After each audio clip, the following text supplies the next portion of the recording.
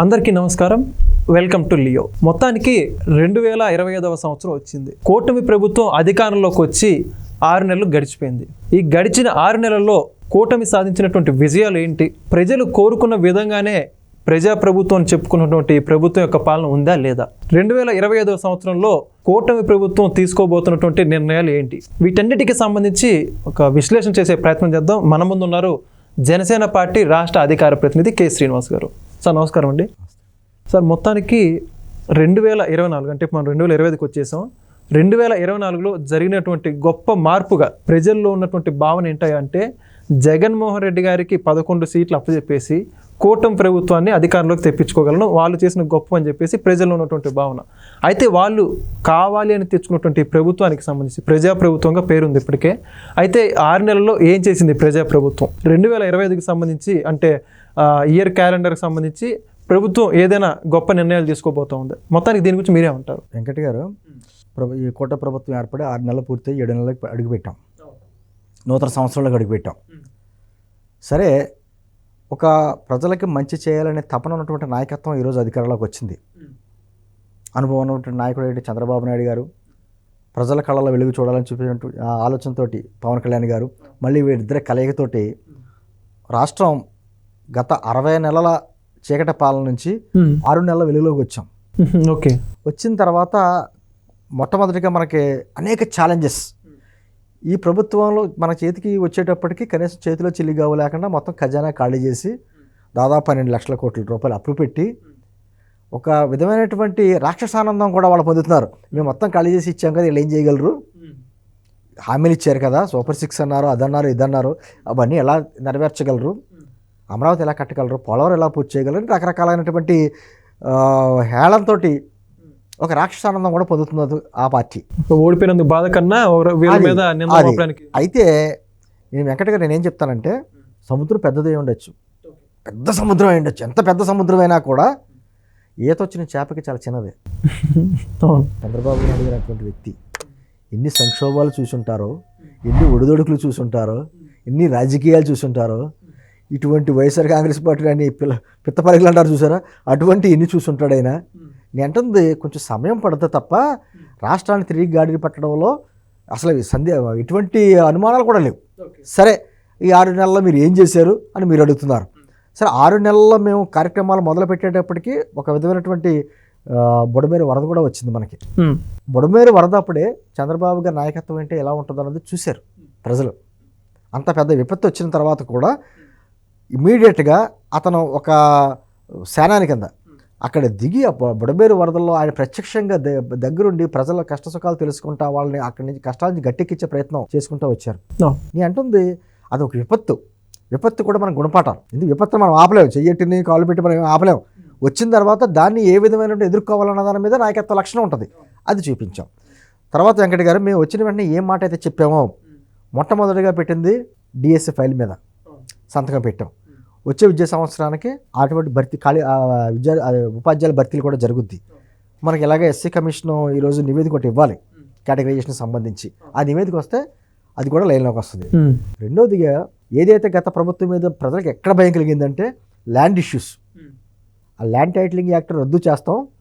వాళ్ళు ఏంటంటే పాస్ పుస్తకాల మీద కదా వాళ్ళ ఫోటోలు, సరిహద్దు రాళ్ళ మీద కూడా జగన్ ఫోటోలు అన్ని పెట్టి చేశారో రద్దు చేస్తారు అని చెప్పాం, రద్దు చేసాం. తర్వాత ఏదైతే 64 లక్షల మందికి పెన్షన్స్, వాలంటీర్లు లేకపోతే పెన్షన్లు ఇవ్వలేరు, అసలు మా ప్రభుత్వం వచ్చిన తర్వాత పెన్షన్లు మొదలు పెట్టామన్నంత అడావిడి చేశారు వాళ్ళు. అంతకుముందు ఇప్పుడు పెన్షన్స్ స్కీమ్ లేనట్టు, పక్క రాష్ట్రాలు ఎవరు ఇవ్వలేనట్టు. మేము వచ్చిన తర్వాత 1వ తారీఖున, మన జనవరి 1 వచ్చింది కాబట్టి 31వ తారీఖునే ఒక రోజు ముందే 64 లక్షల మందికి మేము పెన్షన్స్ ఇచ్చి కూడా ఇచ్చాం. అది పెంచిన పెన్షన్ గతంలో ఉన్నటువంటి బకాయిలతో కలిపి కూడా ఇచ్చాం.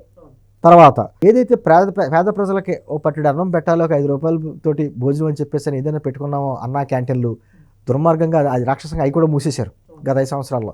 ఈ రోజున 198 అన్నా క్యాంటీన్లు మళ్ళీ తెరిచి పేదవాడికి కడుపు నిండే ప్రయత్నం చేసుకుంటూ వస్తున్నాం.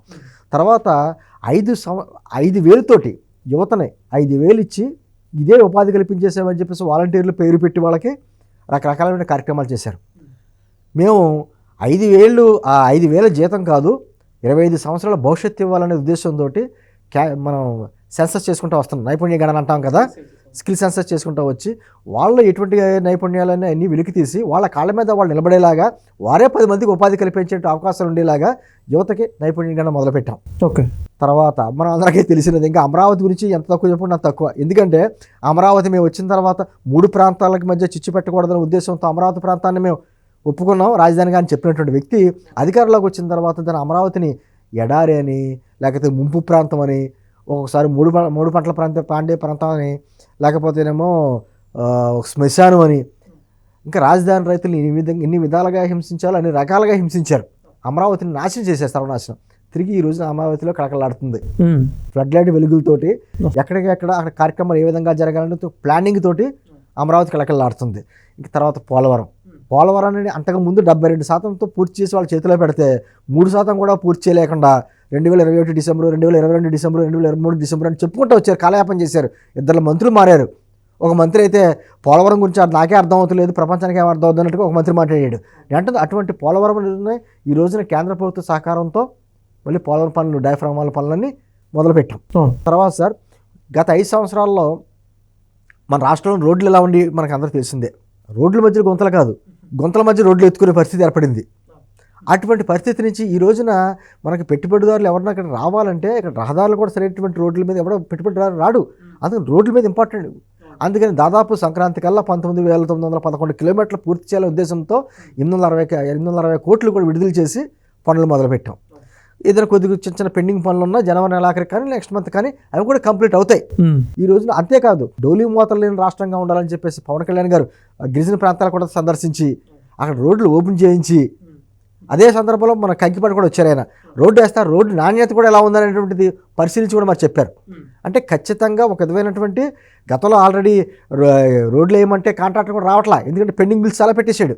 అందుకని వాళ్ళకి డబ్బులు లేకపోదండి. అక్కడ ఒక పక్కన సంపద సృష్టించుకుంటానే డబ్బులు రిలీజ్ చేయాలి. ఆ విధమైనటువంటి కార్యక్రమాలు, రోడ్లు బాగుండే కార్యక్రమాలు చేసుకుంటూ వస్తున్నాం. అదే సందర్భంలో పంచాయతీలు, గత 5 సంవత్సరాల్లో పంచాయతీలకి అలా డబ్బులు ఇలా పడి ఒకటి జరిగినా అలా ఎత్తిపోయారు. Current bill బకాయిలని ఎత్తిపోయారు. ఇంకా సర్పంచులు అయితే రోడ్ల మీద పడవలసిన పరిస్థితి.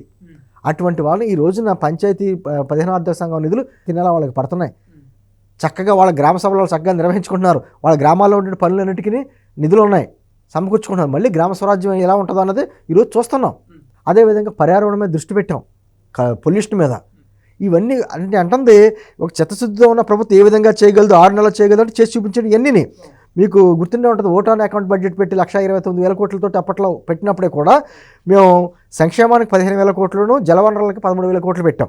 అంటే అభివృద్ధి సంక్షేమం 2 కళ్ళగా ఉండాలనేటువంటి ఉద్దేశంతో ఏ ప్రభుత్వం ఆలోచన ఏ విధంగా ఉందో చెప్పగానే చెప్పాం.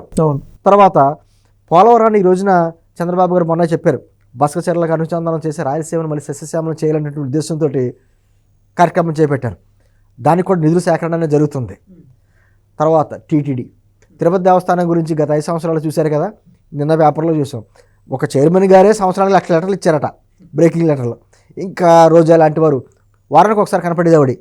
అన్నమయ్య కంటే ఎక్కువగా తిరుపతి దేవస్థానం దర్శించుకుంది ఎవరంటే ఆవిడే. ఎందుకంటే ఆవిడ కనపడద్దే, వెనకాల బ్యాచ్ మారుతూ ఉంటుంది ఫోటోల్లో. ఆవిడ కామన్. ఇంకా మొత్తం వైఎస్ఆర్ కాంగ్రెస్ పార్టీ వారికి ఒక స్థావరం కింద మార్చేశారు దాన్ని. అటువంటి టీటీడీ ప్రక్షాళన జరుగుతుంది. ఇంకా కల్తీ లడ్డు విషయాలు అన్నీ మాట్లాడుకుంటుంటే చాలా పెద్ద స్టోరీ అవుద్ది.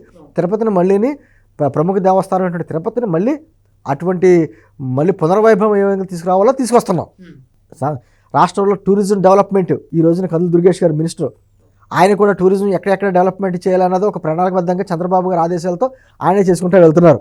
తర్వాత విద్యా వ్యవస్థల మార్పుల గురించి గత 5 సంవత్సరాలు ఏం చేశారంటే స్కూళ్ళకి రంగులేసి విద్యా వ్యవస్థలో గొప్ప మార్పులు తీసుకొచ్చేసామని చెప్పన్నారు లోకేష్ గారు. ఈ రోజున ఆ విద్యా వ్యవస్థలో ఉన్నటువంటి ఆ స్కూల్స్ మార్పిడి కూడా గత జీవోను కూడా రద్దు చేసి ఆ వ్యవస్థను తీసుకుంటూ వచ్చారు. అంటే మళ్ళీ డ్రాప్ అవుట్ లేకుండా విద్యా వ్యవస్థ ఏ విధంగా బలవంతం చేయాలన్నటువంటి కార్యక్రమాలు లోకేష్ గారు చేస్తున్నారు. అది గతంలోని కేంద్రం నుంచి వచ్చే నిధులు మొన్న కలెక్టర్ మీటింగ్లు కూడా చెప్పారు, ఎవరో కలెక్టర్స్ కూడాను. పర్యావరణకు సంబంధించి 1,800 కోట్లు వచ్చినాయండి, ట్రెజరీకి వచ్చినాయి, కానీ ఏమైపోయినా తెలియదు. నరేగా సంబంధించిన నిధులు వచ్చినాయి, ఏమైపోయినా తెలియదు. అంటే ఆ వచ్చిన నిధులను కూడా సద్వినియోగం చేసుకోకుండా ఎటువంటి డైవర్ట్ చేశారన్నది చేశారు. తర్వాత విభజన సమస్యలు, వెంకట గారు 10 ఏళ్ళు అయిపోయింది రాష్ట్రం విడిపోయి. ఈ రోజుకి విభజన సమస్యలాగే ఉన్నాయి. గతంలో ముఖ్యమంత్రి గారు అప్పుడు ఉన్నటువంటి తెలంగాణ ముఖ్యమంత్రి గారు ఇద్దరు కౌగులించుకున్నారు, ముద్దులు పెట్టుకున్నారు, స్వీట్లు పెట్టుకున్నారు, కానీ ఒక్క సమస్య పరిష్కారం కాలా. ఈ రోజున సమస్య పరిష్కారానికి ఇటు తెలంగాణ ముఖ్యమంత్రి రేవంత్ రెడ్డి గారు కావచ్చు, చంద్రబాబు గారు కావచ్చు, ఒక అడుగు ముందుకేసి ఒక కమిటీ కింద ఏర్పాటు చేసి ఏదైనా సమస్యలు, తెలుగువారి మధ్య సమస్యలు ఉండకూడదు, విభజన సమస్యలు పరిష్కరించాలని ఒక కమిటీ కింద వేసి ముందుకు వేసుకుంటూ వెళ్తున్నాం.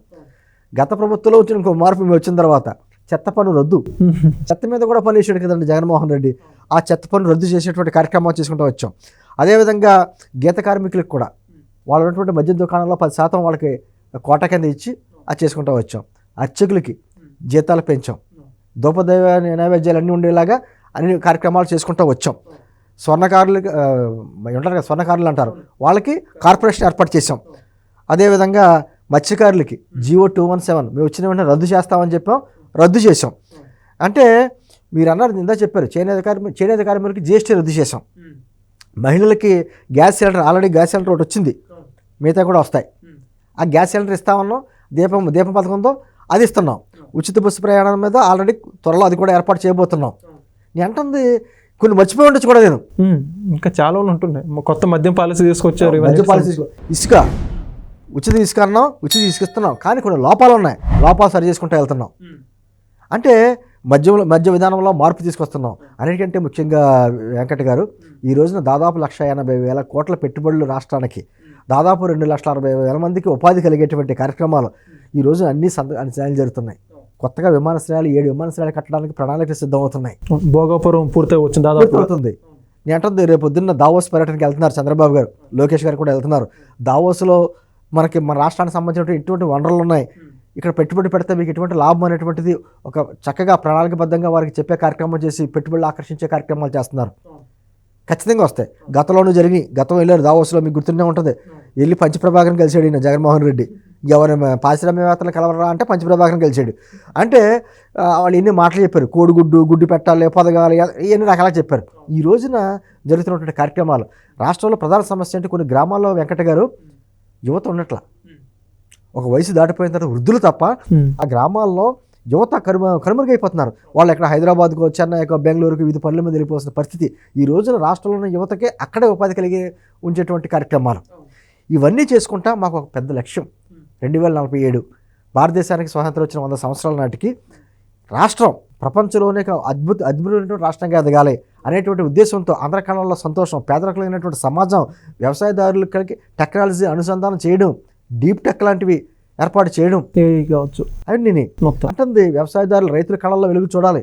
ఈ రోజున ఉద్యోగులకు, గతంలో అయితే మాకు టీఏలు అడుతూ మర్చిపోయారు వాళ్ళు, మా జీతం వస్తే చాలు అనుకునే పరిస్థితి. ఈ రోజున వారికి కూడా జీతాలు 1వ తారీఖున పడుతున్నాయి. అంటుంది ఈ రంగం ఆ రంగం అనే కాకుండా అన్ని రంగాల మీదుగా సమానమైన దృష్టి పెడతా ఉండి రాష్ట్రంలో సంపద సృష్టించి, అదేవిధంగా సంక్షేమం కూడా కార్యక్రమాలు ఎక్కడ ఆకుండా చేయడానికి, పక్కన ఖజానా ఖాళీ అయినా కూడా సంపద సృష్టించి మరీ సంక్షేమం ఏర్పాటు చేసేటువంటి కార్యక్రమాలు చేసుకుంటూ వెళ్తున్నాం. ఇది చేస్తానే వెంకట గారు క్లీన్ అండ్ గ్రీన్ ఉంది. మాకు చెత్త ఉంది కదా, గత ప్రభుత్వ తాలూకా చెత్త అయితే ఉందో వాటిలన్నింటి మీద దృష్టి పెట్టాం. ఆ రోజు గనులకు సంబంధించి కావచ్చు, ఇసుకు సంబంధించి కావచ్చు, ఎవరైతే దోపిడీలు చేశారో వాటిలందరినీ కూడా ఈ రోజున విచారణలో పెట్టాం. గత 5 సంవత్సరాల్లో కేవలం సోషల్ మీడియా పోస్టుల ద్వారా పెట్టి ఎటువంటి రచ్చ చేశారో ఆ సైకోలందరినీ పక్కన కటకటాలు వచ్చి లెక్క పెట్టిస్తున్నాం. ఎక్కడ మానలా దుష్ట శిక్షణ జరుగుతుంది, శిక్ష రక్షణ జరుగుతుంది, రెండూ జరుగుతున్నాయి. నేను అంటే 6 నెలల్లో ఏం చేశారని చెప్పి అడుగుతున్నారు కదా వైఎస్ఆర్ కాంగ్రెస్ పార్టీ నాయకులు. మీరు చెప్పడానికి సమయం కూడా సరిపోతలా, ఇంకా టైం అంటే ఇంకా చెప్పగలం. నేను అంటుంది మీరు గత 5 సంవత్సరాల్లో మొదట 6 నెలల్లో ఏం చేశారు చెప్పండి ఒకసారి. అంత విధ్వంసమే కదా. ప్రజావేదిక కూల్చివేత, విద్యుత్ ఒప్పందాలు రద్దు, అన్నా క్యాంటీన్లు మూసివేత, భవన నిర్మాణ కార్మికులు ఆత్మహత్యలు చేసిన కార్యక్రమాలు, ఇవే కదా చేసినాయి అప్పుడు. ఏంటంది ఈ రోజున జరుగుతున్న మంచిని చూసి కనీసం సైలెంట్గా ఉంటే సరిపోదు.